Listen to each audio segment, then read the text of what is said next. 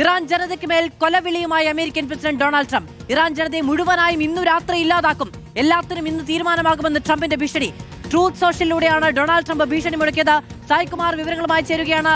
സായ്, ആക്രമണങ്ങളും പ്രത്യാക്രമണങ്ങളും ഒക്കെ തുടരുകയാണ്. പക്ഷേ ഇത് ഒരു കടുത്ത വെല്ലുവിളിയാണ്, അത് മനുഷ്യത്വത്തിന് നിരക്കാത്തതാണ്.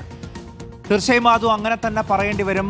മാനവരാശി ആകെ ആശങ്കപ്പെടുത്തുന്ന ഒരു കൊലവിളിയാണ് ഇപ്പോൾ ട്രൂത്ത് സോഷ്യലിലൂടെ ഡൊണാൾഡ് ട്രംപ് നടത്തിയിരിക്കുന്നത്. ഇന്ന് രാത്രിയോടുകൂടി ഇറാൻ ജനതയെ ഒന്നടങ്കം ഇല്ലാതാക്കും എന്ന ഒരു വലിയ ഭീഷണിയുടെ സ്വരത്തിലുള്ള ഒരു പോസ്റ്റാണ് ഇപ്പോൾ ഏറ്റവും ഒടുവിൽ ഡൊണാൾഡ് ട്രംപ് പങ്കുവച്ചിരിക്കുന്നത്.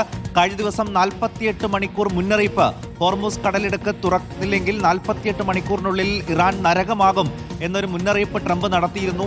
അതിന്റെ സമയം അവസാനിക്കാൻ പോവുകയാണ്. അപ്പോൾ ഇന്ന് രാത്രിയോടുകൂടി ഇറാൻ ഒരു കൃത്യമായ മറുപടി ഉണ്ടാകും എന്ന് ഇന്നലെ നടത്തിയ വാർത്താ സമ്മേളനത്തിലും ഡൊണാൾഡ് ട്രംപ് നടത്തുകയും ചെയ്തിരുന്നു. അതാണിപ്പോൾ ട്രൂത്ത് സോഷ്യലിലൂടെ ഒരിക്കൽ കൂടി ഒരു കൊലവിളിയായി ട്രംപ് നടത്തിയിരിക്കുന്നത്. അപ്പോൾ ഇന്ന് രാത്രി പലതും സംഭവിക്കാം, അതിന് കാത്തിരുന്നോളൂ എന്നാണ് ഇറാൻ ജനതയോട് ഒന്നടങ്കം പറയുന്നത്.